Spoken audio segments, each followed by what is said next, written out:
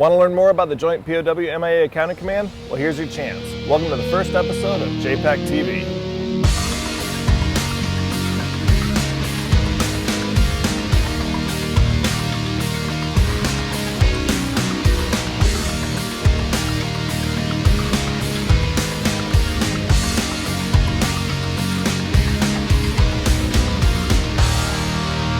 Aloha from JPAC headquarters located in beautiful Honolulu, Hawaii. He's Lee Tucker. I'm Liz Feedy, your host to an all-access, behind-the-scenes look at the Joint POW MIA Accounting Command. That's right. On Facebook, we asked, what questions do you have about the command? What inside looks would you like to have about our operations? Like Mark Anderson, who asked, does JPAC perform missions in the United States from Revolutionary or Civil Wars?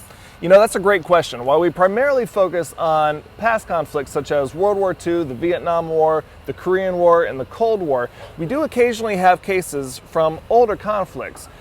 We've recently made a few identifications from World War I, and currently we're working on making identifications from 2 Civil War sailors. That's right. In 2002, while recovering the gun turret of the famous ironclad USS Monitor, divers discovered 2 trapped crewmen. Those remains are actually in the Central Identification Laboratory right now for further analysis and hopeful identification. For more on this, we went to the Central Identification Lab for further details. While we don't normally go in and do operations dealing with anything prior to World War II, we are currently working on, as a consultant basically, cases dealing with the Monitor incident from the Civil War. And we've also have several skeletons from a burial ground in Burlington, Vermont from the War of 1812. With the War of 1812, it's basically some excavations that were done as part of an expansion of a road system and cable system up on the northern part of Burlington, Vermont, and it hit a hospital cemetery. It's a known cemetery. It's from the known Battle of Plattsville, as well as associated with a plague. And during the excavations, several graves were found.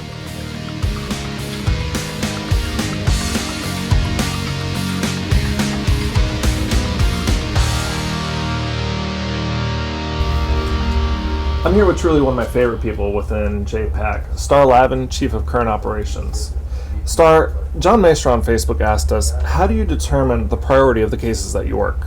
That's a tricky question. We have a lot of criteria that we have to, as a command, review and put forth at a decision-making meeting. And some of that criteria is whether or not a site's in imminent danger of disturbance. And that could mean natural disasters. It's going to be flooded, it's close to a water line, or even construction. That is actually one of our biggest disturbance issues right now is these countries building. And then some of the other criteria, whether or not there's enough evidence. If there's a lot of really compelling evidence, maybe flight suits or things like that from our missing members, they'll look at all the evidence and what we have to determine. And then also the number of personnel.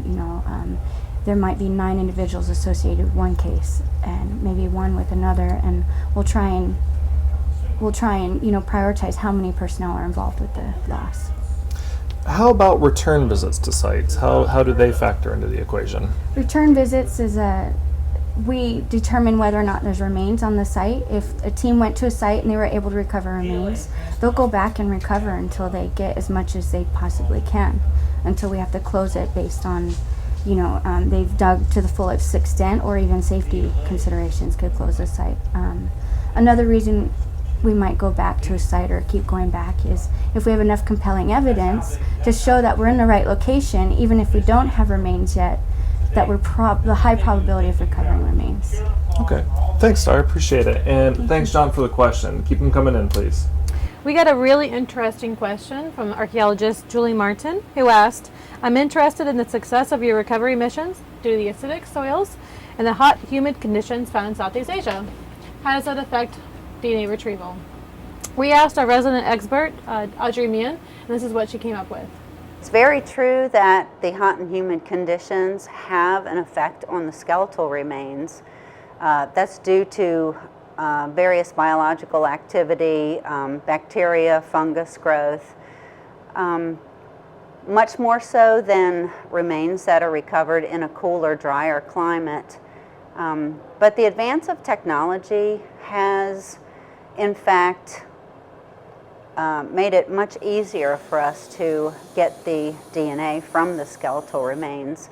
5 or 6 years ago, it would take 10 grams of solid cortical bone from, say, a femur to just a half a gram now is what I can submit. And it's sampling, knowing where to find the best cortical bone on even the smallest of samples, and the advancement of technology.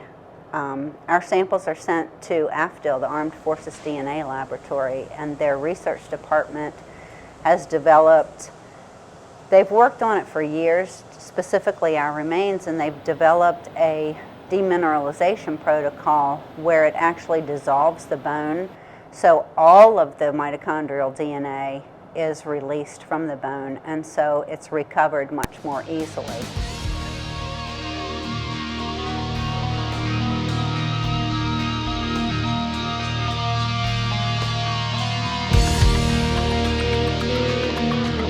Thanks for watching this first episode of JPACtv. We're really excited about this new project and bringing the great work of the Joint POW MAA County Command directly to you. This project depends on you, though, so let us know what you want to see and how we can improve. Reach out to us on Facebook, Twitter, or email. Just let us know how you want this show to go. Mahalo again for watching. Until they are home. What questions do you have for the command? What do you want to know more about what we... Hi there. We had a really... We're excited about this project and bringing the great work of the Joint POW I'm so ready to get to us on Facebook, Twitter, LinkedIn, anywhere you have. Oh, we don't have a LinkedIn account. LinkedIn. That was... Rick it.